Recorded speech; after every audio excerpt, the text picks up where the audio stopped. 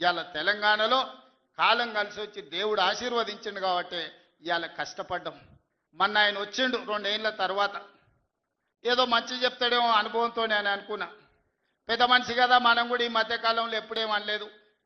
ఏదైతే మీకు చెప్పినో అంతకంటే ముందు నా మీద 181 కేసులు పెట్టిండు. చెంచల్గూడ చెర్లపల్లి జైల్లో బంధించాడు. ఎన్నో రకాలుగా సతాయించాడు. నన్నే కాదు నా కుటుంబాన్ని కూడా పట్టి పీడించాడు. కానీ బాధ్యత వచ్చినాక ఆలోచన చేసిన, నా కోపాన్ని నా బాధను దృష్టిలో పెట్టుకొని ఇవాళ పగ సాధించే కార్యక్రమాలు మొదలు పెడితే ఆయన పై వలగొట్టే పని పెడితే రాష్ట్రానికి నష్టం జరుగుతుందని తూవాన్ పాపన వాడు పోతాడు. పోని మనం మంచి పని చేయాలి. దేవుడు శిక్ష ఇచ్చిండు. నేను ప్రమాణ స్వీకారం చేసినాడే కూలబడ్డాడు, నడువిరిగింది. ఇంతకంటే పెద్ద శిక్ష నేను జైలు వేసినా అయ్యేదేం లేదు. ఆయననే ఫామ్ హౌస్ను ఒక బందీఖానగా మార్చుకొని చుట్టూతో నా పోలీసులే ఉన్నారు, లోపల ఆయన ఉన్నాడు. చెర్లపల్లికి పంపించినా చెంచల్గూడకు పంపించినా గదే అవుతుంది కదా. ఇక తిండి బరువు నాకు ఎక్కువ అవుతుంది. అదొకటి. లోపల చెర్లపల్లి చెంచల్గూడ పెడితే ఆయన తిండే తినికి మళ్ళీ ఆయన ఏదైనా కావాలంటే అది చేస్తే సర్కార్కి ఎక్కువ ఖర్చు అవుతుంది. తిండి ఆయన సంపాదించేది ఇన్నా ఫామ్ హౌస్లే ఒక బందీఖానగా పెట్టుకొని చుట్టూతో మన పోలీసులే పహారా కాస్తున్నారు. ఇక ఆయన చేసిన పాపాలకు ఆయననే పోతాడని ఊరుకున్నా. ఎప్పుడన్నా ఏమన్నా అన్నానా? ఏమన్నా అన్నానే? ఎప్పుడన్నా ఏమన్నా అన్నానా? మీరు చెప్పురు. ఇక్కడ పాత్రికా మిత్రులు ఉన్నారు అందరు, నాకు కూడా దోస్తులే కదా వాళ్ళందరూ. చెప్పురు ఎప్పుడన్నా ఏమన్నా అన్నానా? ఒక్క కేసు అయినా పెట్టినా? పోనీ ఈ జిల్లాలో ఎవరి మీద నన్ను ఒక కేసు పెట్టినా? ఎన్ని పాపాలు చేశారు వాళ్ళ ఎమ్మెల్యేలు మంత్రులు మీకు తెలుసు కదా. ఎంతమంది ఆస్తులు గుంజుకున్నారు మీకు తెలుసు కదా. ఎవరినన్నా నేను కక్షతోనేమన్నా చేసినా? నేను ఒకటే అనుకున్నా, ఎవరి పాపానికి వాడు పోతాడు. మనం చూసినా చూడకపోయినా పైన దేవుడు ఉన్నాడు, పైనుంచి కిందికి చూస్తూనే ఉంటాడు. ఎవరిని లెక్క వానికి రాస్తూనే ఉంటాడు, ఎవరిని మిత్తి వానికి చెల్లిస్తూనే ఉంటాడని. ఆ మిత్తిలో భాగంగానే నేను ప్రమాణ స్వీకారం చేయడానికి పోయిన రోజే మంచం మీద నుంచి బోర్ల పడి మక్కెలు ఇరిగి మూలకు పడ్డాడు. ఇక ఆయన నిన్నొచ్చి పెద్ద మనిషిలాగా మంచి చెప్తాడేమో అనుకున్నా. తోలు తీస్తా అని అన్నాడు. తోలు తీస్తాడు అంటేనే ఇక నేను చెప్పదలుచుకున్నా, అయ్యేగా నా సంగతి వదులు కానీ మా సర్పంచులు వచ్చిండ్రు, రా ఏ తోలు తీస్తావురా? నీ తోలు తీసుడు కాదు, నిన్ను చీరి చింత కట్టి చింతమడకల ఏలాడేసి కొడతారో లేదో మా సర్పంచులు, రా కొడంగల్కి వస్తావా లేకపోతే మమ్మల్ని చింతమడకకు రమ్మంటావా? మా సర్పంచులను తోలుతా. సోయి లేని మాటలు, స్థాయి లేని విమర్శలు. ఒక్కటన్నా అక్కడికి వచ్చే మాట మాట్లాడిండా? 10 ఏళ్ళు నువ్వు పూర్తి చేస్తే, 10 ఏళ్ళు ఎస్ఎల్బి పూర్తి చేస్తే నల్గొండకు 4 లక్షల ఎకరాలకు నీళ్లు వచ్చేది. 10 ఏళ్ళు పాలమూరు రంగారెడ్డి పూర్తి చేస్తే పాలమూరు జిల్లాలో 10 లక్షల ఎకరాలకు వచ్చేది. కల్వకుర్తి పూర్తి చేస్తే 3.5 లక్షలకు వచ్చేది. భీమా పూర్తి చేస్తే 2 లక్షలకు వచ్చేది. కోయిల్ సాగర్ లేకపోతే ఏది చేసినా నెట్టంపాటు చేసినా, నా మక్తల్ నారాయణపేట కొడంగల్ పూర్తి చేస్తే 1.5 ఎకరాలకు మాకు నీళ్లు వచ్చి ఇవాళ కందులు వండించి జొన్నలు వండించి కల్తీ కళ్ళు దాగి బతికే పరిస్థితి మాకెందుకు ఉంటుండే? మేము కూడా మీ లెక్కనే మంచిగా పంటలు వండించేటోళ్ళం, మంచి బట్టలు తొడుక్కునేటోళ్ళం. మేము కూడా మా పిల్లల్ని చదివించుకునేటోళ్ళం. 10 ఏళ్ళు పగబట్టి నారాయణపేట మక్తల్ ప్రాజెక్టును ఈనాడు పక్కన పెట్టి 69 జీవోను తుంగలో దొక్కితే ఊరూరు ఎత్తిపోతల పథకం కోసం మా కార్యకర్తలు ఈ ప్రాంత రైతులు ధర్నాలు చేయలేదా? పార్టీలకు అతీతంగా 69 జీవో కోసం కొట్లాడలేదా? నీ సొమ్మె ఏం పోయిందా? మాకు నీళ్ళు ఇవ్వాలంటే నీకు ఇంత కడుపు నొప్పా? నువ్వు మళ్ళీ బయటకు వచ్చి ఇవాళ ఆయన తోలు తీస్తా అంటు. తోలు నాది కాదు కానీ ఆ షేక్పేటలో మటన్ కొట్టు మస్తాన్ ఉంటాడు. ఆయన రోజు మేకలను కోసి మండి నడుపుతుంటాడు. ఆయన చెప్పిన కేసీఆర్ ఖాళీగా ఉన్నాడంటనే తోలు తీస్తాడంట.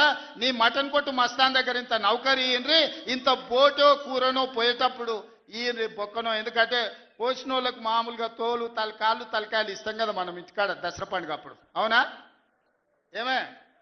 ఏం శివకుమార్ రెడ్డి, మన ఇళ్ళల్లో పండుగ పూట వచ్చి ఆటను కోస్తే కాళ్ళు తలకాయ కోసినోనికి ఇస్తాం కదా. ఇక మటన్ కొట్టు మస్తాన్ కూడా చెప్పిన, ఆ కేసీఆర్ ఖాళీగా ఉన్నాడంటేనే 2 ఏళ్ళు ఫామ్ హౌస్లో ఏం చేస్తుండంటే తోలు తీసేది ప్రాక్టీస్ చేసిండంట. తోలు బాగా తీస్తాడంట. నీ మటన్ కొట్టులో ఈ తోలు తీస్తాడు, కాళ్ళు తలకాయలు మాత్రం ఉచితంగా సాయంత్రం పోతే దావతులో బోటిగిన ఏమైనా కొట్టుకొని సాయంత్రం 2 వేసేటప్పుడు తీసుకుంటాడేమో అని. 40 ఏళ్ళ అనుభవం అంటావు, రాష్ట్ర మంత్రి చేసిన అంటావు, కేంద్ర మంత్రి చేసిన అంటావు, 10 ఏళ్ళు ముఖ్యమంత్రిని చేసిన అంటావు, తెలంగాణ రాష్ట్రాన్ని సాధించిన అంటావు. నేను ఆడ ఫ్యూచర్ సిటీ కడుతున్నాను అంటే తొక్క తోలు వాడెవడో వస్తాడంటే వంతారనా బొంతారనా ఇవనే ఒక మాజీ ముఖ్యమంత్రి స్థాయిలో మాట్లాడే మాటలు మాకు రావనుకుంటున్నావా? మర్యాద ఉండదని మేము మాట్లాడతలేం. మర్యాద ఉండదని ఇవన్నీ విషయాలు మేము మాట్లాడతలేం. కానీ మొదలు పెడితే నువ్వు కాదు కదా నడువుకు రాయి కట్టుకొని ఆడ ఉన్న మల్లన్న సాగర్లో దుంకి చచ్చిపోతావు. మల్లన్న సాగర్ కాకపోతే రంగనాథ సాగర్ల మెడకు తాడేసుకొని ఊరేసుకొని చచ్చిపోతావు. చంద్రశేఖరరావు గారు నన్ను గెలకకు. నేను అన్నీ చూసిన. ఎక్కడి నుంచి వచ్చిన నేను నల్లమల్ల అడవుల నుంచి వచ్చిన. జడ్పీటీసీ గెలిచిన, ఎమ్మెల్సీ గెలిచిన, ఎమ్మెల్యే గెలిచిన, ఎంపీ గెలిచిన, తెలంగాణ రాష్ట్రానికి ముఖ్యమంత్రి అయినా అమాం బాపత్ గాని కాదు. అక్కడి నుంచి వచ్చి అమెరికాలో అంట్లుదోమ వస్తే అయ్య పేరు చెప్పి మంత్రి అయినోని కాదు. ఊర్లో దుక్కి దున్ని కష్టమంటే తెలిసి రైతులలో నుంచి వచ్చినోని రైతు బిడ్డను. నాతోని తమాషాలు చేయకు. దుబాయ్ పాస్పోర్ట్ బ్రోకర్ల దందా చేయలే, రియల్ ఎస్టేట్ బ్రోకర్ దందా చేస్తుంది ప్రభుత్వం అంటున్నాడు. రియల్ ఎస్టేట్ వ్యాపారం పెంచుతుంది, రియల్ ఎస్టేట్ ఆదాయాన్ని పెంచుతుంది, రియల్ ఎస్టేట్ అభివృద్ధిని తీసుకొస్తుంది. నీ కొడుకేమో హైదరాబాద్లో రియల్ ఎస్టేట్ వాడిపోయిందంటావు. నువ్వు వచ్చేమో ఈ ముఖ్యమంత్రి రియల్ ఎస్టేట్ దందా చేస్తున్నాడు అంటాడు. ఇదేమన్నా పాస్పోర్ట్ బ్రోకర్ల దందానా? నేను ఎవరినేం దుబాయ్కు పంపుతా అని మోసం చేయలే. భూములు, ప్రభుత్వ భూములు, పరిశ్రమలు పెట్టడానికి రైతులు అడిగిన నష్టపరిహారం ఇచ్చి నిన్నగాక మొన్న మక్తల్ నారాయణపేట కొడంగల్ ప్రాజెక్టుకు 12 లక్షలు ఇస్తామన్నాం.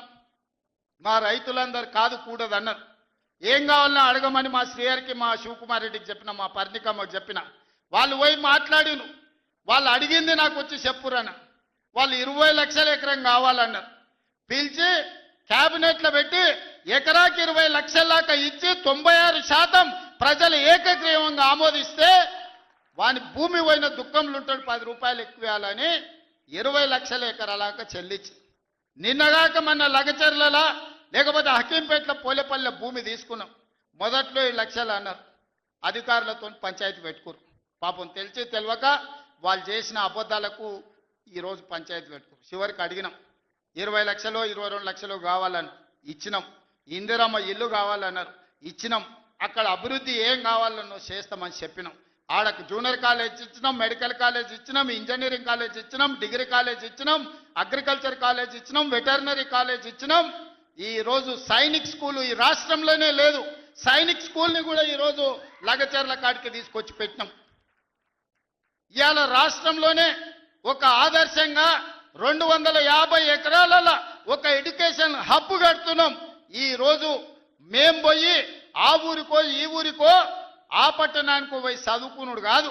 తెలంగాణ రాష్ట్రంలో నలుమూలల నుంచి కొడంగల్కి వచ్చి చదువుకునేటట్టు ఒక ఎడ్యుకేషన్ హబ్బే ఈరోజు కొడంగల్ గడుతున్నాం. ఇది మా విధానం. మేము కక్షల రాజకీయం చేయం. ఎవరి మీద కక్ష కట్టం. ఎవరి పాపానికి వాడు పోతాడని దేవుడి మీద నమ్మకంతో కష్టాన్ని నమ్ముకున్నోళ్ళం. కొడంగల్ ప్రజలు రోజుకో 2 గంటలు ఎక్కువ పని చేసేటోళ్ళే కానీ ఎవరిని సొమ్ము ఆశించేటోళ్ళు కాదు. ఎవరి గురించి మేము ఆలోచన చేయం. మా పని మేము చేసుకుంటాం. కానీ మా పని మేము చేస్తుంటే కూడా కాళ్ళలో కట్టె పెట్టిర్రు అనుకో, ఇక మా సంగతి అయితే చూపుతామయ్యా. ఏమంటారు? అంతేనా? అంతేనా? 2 ఏళ్ళు ఏమన్నా అన్నానా? ఆయన మన బయటకు వచ్చి ఇక చూస్తా, తోలు తీస్తా, తాట తీస్తా, ఇక నీ సంగతి చెప్తా అన్నాడు. రా బిడ్డ రా రా, రెడీగా ఉన్నారా? ఇక అందుకే కొడంగల్ నుంచే చెప్తాం నీకు అని చెప్పి 3 రోజుల నుంచి మాట్లాడలేదు. ఇవాళ మాట్లాడుతున్నా. ఆయన కొడుకు చెప్తున్నాడు మైకు ముందలకు వస్తలేడు, ఆయన దాచుకున్నాడు అని. నీ ముఖం ఎప్పుడైనా చూసుకున్నావులా అద్దంలా? పేడమూతి బోడిలింగం, నువ్వు కూడా నా గురించి మాట్లాడతావా? నీవెంత, నీ స్థాయి ఎంత? అయ్య పేరు చెప్పి బతికటోనివి నువ్వు. ఆంధ్రలో గుంటూరులో గుడివారిలో చదువుకున్న నువ్వు, నీకేం తెలుసు తెలంగాణ గురించి, మా పౌరుషం గురించి? నువ్వు కాదు, మొత్తం నీ జాతినంతా తెచ్చుకో. ఎట్లా తెచ్చుకుంటావు? ఏడికి రావాలనో చెప్పు. మా ఊరు అన్నారా? మేమన్నా మీ ఊరికి వస్తాం. ఎవడు భయపడుతుండో సంగతి తేలుస్తా. వెనకటికోసారి చెప్పిన గిట్లనే గజ్వేల్కి వచ్చి చూడు అని చెప్పిన. గజ్వేల్కి వస్తా బిడ్డ, నీ నెత్తి మీద కాలు పెట్టి తొక్కుతా అని. గజ్వేల్కి లక్షలాది మంది కార్యకర్తలతో పోయినాం. కాలు మీద పెట్టి తొక్కితే పాతాళానికి పోయిన మళ్ళీ ఇప్పటి వరకు తేలలేదు. ఇవాళ చెప్తున్న మీడియా మిత్రులారా రాసుకోండి. 2029 ఎన్నికల్లో 2/3 మెజారిటీ మన సీట్లు ఒకవేళ 119 ఉంటే 80కి పైగా సీట్లతోని 2029లో మా ప్రభుత్వం ఏర్పాటైంది. ఒకవేళ 153 సీట్లయితే 100 పైగా సీట్లతోని 2/3 మెజార్టీతోని తెలంగాణలో రెండోసారి కాంగ్రెస్ ప్రభుత్వాన్ని తెస్తాం. ఇది మా సవాల్. చంద్రశేఖరరావు గారు, తారక రామారావు గారు, హరీష్ రావు గారు, దయాకర్ రావు గారు, ఇట్లా చెప్పుకుంటూ పోతే వినోదరావు గారు, కుక్కట్పల్లి కృష్ణారావు గారు రాసి పెట్టుకో. 2029లో 2/3 మెజార్టీతోని ఈ రాష్ట్రంలో కాంగ్రెస్ ప్రభుత్వాన్ని ఏర్పాటు చేస్తా. ఇదే నా సవాల్. శాతనైతే కాసుకో బిడ్డ. నీ రాజకీయం ఏందో నేను చూస్తా. నేను రాజకీయం చేసినంత కాలం ఈ కల్వకుంట చూసేటోళ్ళు కాలకుంట విషం లాంటి కేసీఆర్ కుటుంబాన్ని అధికారులకు రానివ్వను. ఇదే నా శపథం. ఇదే నా శపథం. కొడంగల్ బిడ్డగా ఈ గడ్డ మీద నుంచి నేను శపథం చేస్తున్నా. నేను రాజకీయాలలో ఉన్నంతసేపు రాబోయే ఎన్నికల్లో కేసీఆర్ కుటుంబానికి అధికారం అనేది కళ. బీఆర్ఎస్ పార్టీ కేసీఆర్ చరిత్ర గతమే. మీ పార్టీకి మీకు భవిష్యత్తు లేదు. ఎవడైనా చర్చించుకుంటే పొద్దుపోయినప్పుడు మాట్లాడుకోవడానికి పనికొచ్చే చరిత్రనే తప్ప భవిష్యత్తు తెలంగాణ రాష్ట్రానికి నీ తరఫున ఒరిగేది ఏమీ లేదు. బీఆర్ఎస్ కేసీఆర్ గతమే, తెలంగాణ భవిష్యత్తు కాంగ్రెస్. మీ గత చరిత్రతోని ఈడ ఒరిగేదేం లేదు. వెనకటికెవడో అన్నాడంట, మా తాతలు నేతులు దాగినరు, మీరు వచ్చి మా మూతులు నాకండి అని. అట్లా ఉన్నది. నిన్ను అసెంబ్లీలో ఓడగొట్టినాం, పార్లమెంట్లో గుండు సున్నిచ్చినాం, మన కంటోన్మెంట్లో బండకేసి కొట్టినాం, మొన్న జరిగిన జూబ్లీహిల్స్లో బోడబండలో బండ కింద వాతి పెట్టినాం. నిన్నగాక మొన్న జరిగిన సర్పంచులల్లా 12,726లో 8,335 సర్పంచులను గెలిపించుకున్నాం. సిగ్గు లేదు. ఇన్నిసార్లు ఓడగొట్టినా ఇంకా సిగ్గు లేకుండా బయటకు వచ్చి కింద పడ్డ పైకాలు నాదే అని వెనకటికి ఓడో అన్నాడట. ఇట్లాంటి ఊకదంపుడు ఉపన్యాసాలు పొంకనాలు వెనకడికి ఓడో పొంకనాల పోసిగాడు చెప్పిండట.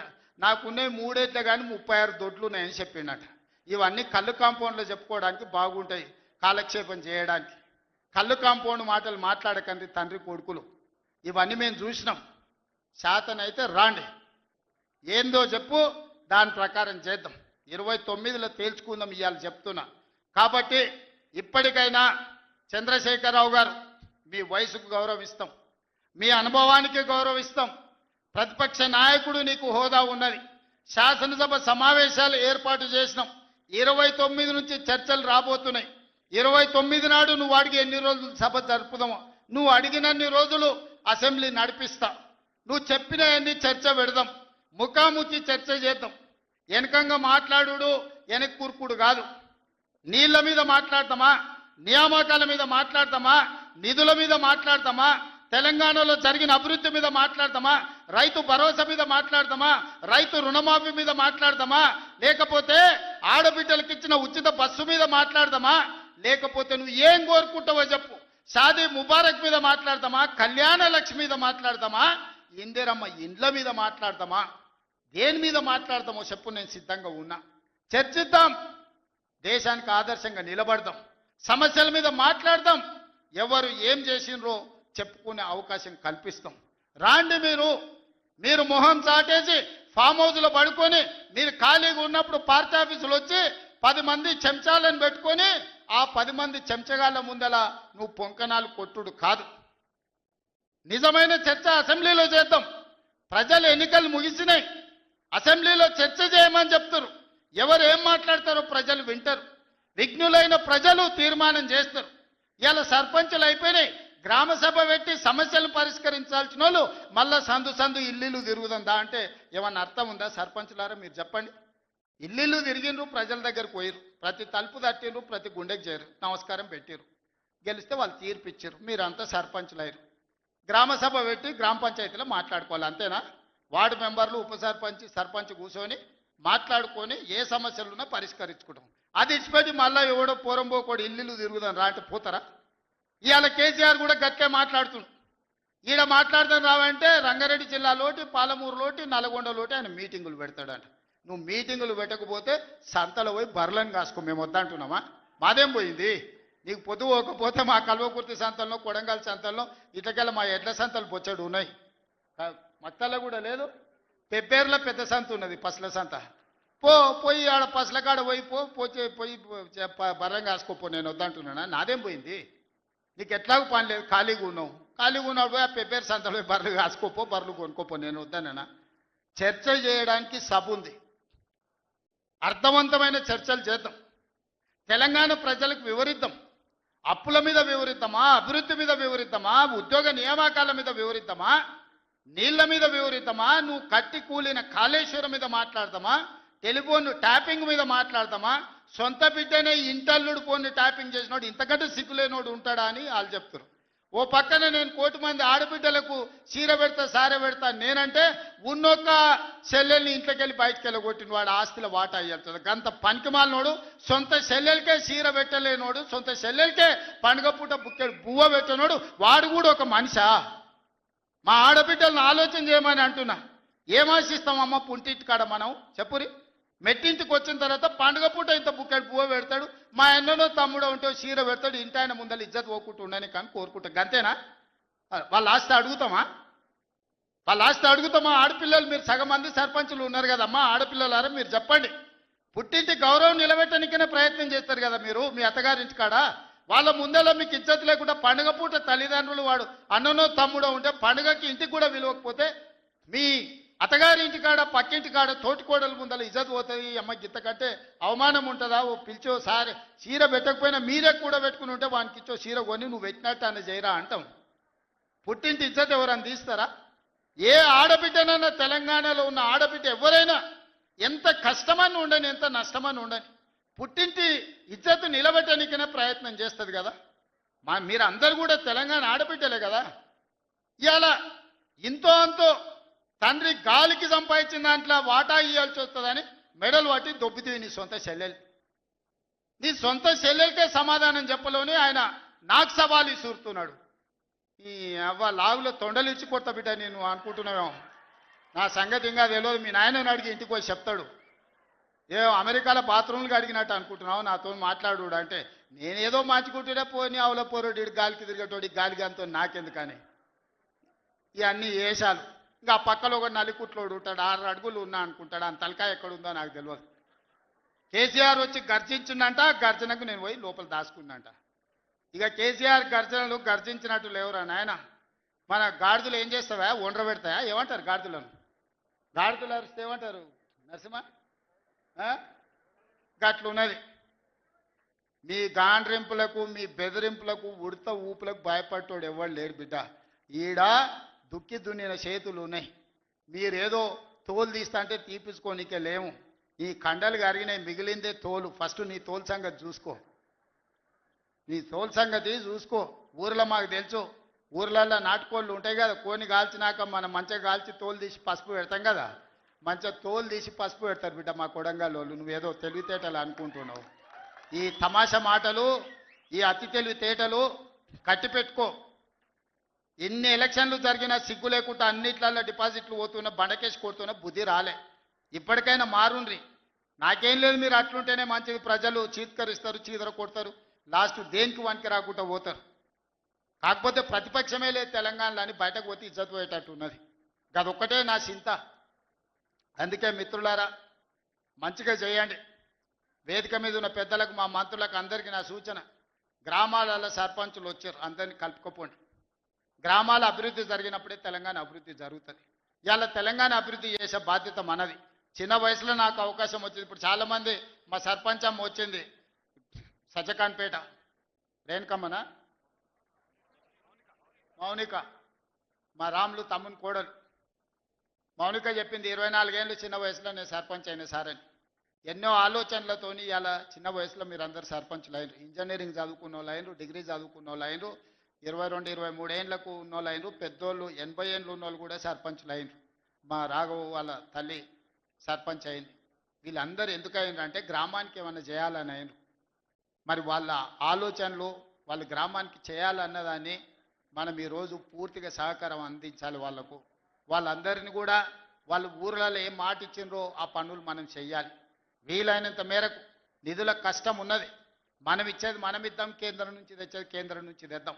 మార్చి లోపల కేంద్రం నుంచి 3,000 కోట్ల రూపాయల నిధులు నేను పట్టుకొస్తా. మీకు అందరికీ గ్రామాలలో నిధులు ఇచ్చే బాధ్యత నాది. మార్చి 31 తారీఖు లోపల 3,000 కోట్ల రూపాయలు గ్రామాలకు పంపించే బాధ్యత నేను తీసుకుంటా. ఆ నిధులు దుర్వినియోగం కాకుండా మంచిగా ఖర్చు పెట్టుకుని మంచి పేరు తెచ్చుకోరు. నాకెట్లా చిన్న వయసులో ఈ రాష్ట్రానికి ముఖ్యమంత్రి అయ్యే అవకాశం వచ్చిందో, రోజుకు 18 గంటలు కష్టపడి ఎట్లయితే పనిచేస్తున్నానో మీరు కూడా గ్రామాలలో పని చేయండి, కష్టపడుండ్రి, గ్రామంలో ఇంత మంచి పేరు తెచ్చుకోండి, గ్రామాన్ని అభివృద్ధి చేయండి. నా వైపు నుంచి పూర్తిగా సహకారం ఉంటుంది. మళ్ళా 2029లో ఎన్నికలు వచ్చినప్పుడు ఎవరి లెక్క వాళ్ళు చూసుకుందాం, ఎన్నికలు వచ్చినప్పుడు చూసుకుందాం. ఇప్పుడు కేవలం అభివృద్ధి మీదనే దృష్టి పెడదాం, గ్రామాలను ముందుకు తీసుకెళ్తాం. గ్రామాలు అభివృద్ధి చెందినప్పుడే తెలంగాణ రాష్ట్రం అభివృద్ధి చెందుతుంది.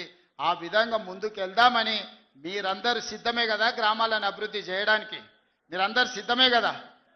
ఇవాళ మా పోలీసు వాళ్ళు చెప్పినా కానీ మరి ఏమైందో, గెలిపించిన వాళ్ళేమో బయటూరు, గెలిచిన వాళ్ళేమో లోపలూరు. బయట చాలా మంది మా ముఖ్యమైన నాయకులందరూ కనిపించారు, పలకరించుకుంటూ వచ్చిన. ఏందా అంటే మా రాఘవ్ 10 పాసులే ఇచ్చిండు అన్న, ఏం చేయాలని అంటుండు. కాకపోతే మహేందర్ మరి పరిస్థితి ఏమో పాసులు ఇచ్చేది లేదు. బయట ఉన్నోళ్ళు తక్కువ కాదు, లోపలికి వచ్చిన వాళ్ళు ఎక్కువ కాదు. మీరు అందరు నా కుటుంబ సభ్యులే. మళ్ళీ నేను వస్తా, మీ అందరిని కలుస్తా, మళ్ళీ కూర్చొని అభివృద్ధి చేసుకుందాం. కొడంగల్ని ఒక ఆదర్శ నియోజకవర్గంగా తీర్చిదిద్దుదాం. ఇది నా ఒక్కడి వల్ల సాధ్యం కాదు, మీ అందరు సహకరిస్తేనే సాధ్యమైతే. అన్ని గ్రామాలకు ఏం కావాలనో గ్రామ సభలు పెట్టుకోండి, గ్రామ సభలలో చర్చించుండ్రి, మంచి పనులు చేద్దామని తెలియజేస్తూ మీ అందరి దగ్గర సెలవు తీసుకుంటున్నా. పెద్ద ఎత్తున మిమ్మల్ని గెలిపించిన వాళ్ళకి సప్పట్లు కొట్టుర్రి. ఎందుకంటే మీ గెలుపులో బయట ఉన్న వాళ్ళు ఉండరు. ఈ సప్పట్లు అన్నీ బయట ఉన్న వాళ్ళకి వినిపించాలి. మా మీడియా వాళ్ళు కూడా తీసి బయట ఉన్న మా కార్యకర్తలకు, నాయకులకు చూపించాలి. గట్టి కొట్టుర్రి, ఇంకా గట్టి కొట్టుర్రి, ఇంకా గట్టి కొట్టుర్రి. సీటీలు రావానే కొడంగల్ వాళ్ళకు సీటీలు కొట్టారేమా? ఇప్పుడు నమ్మకం వచ్చింది, బయట ఉన్న వాళ్ళకు కూడా సంతోషమైంది. మీరు అందరు సీటీలు కొట్టి ఈ గెలుపును ఒక పండుగలాగా చేసినందుకు మీకు అందరికీ ధన్యవాదాలు తెలియజేస్తూ సెలవు తీసుకుంటున్న. ధన్యవాదాలు మిత్రులారా.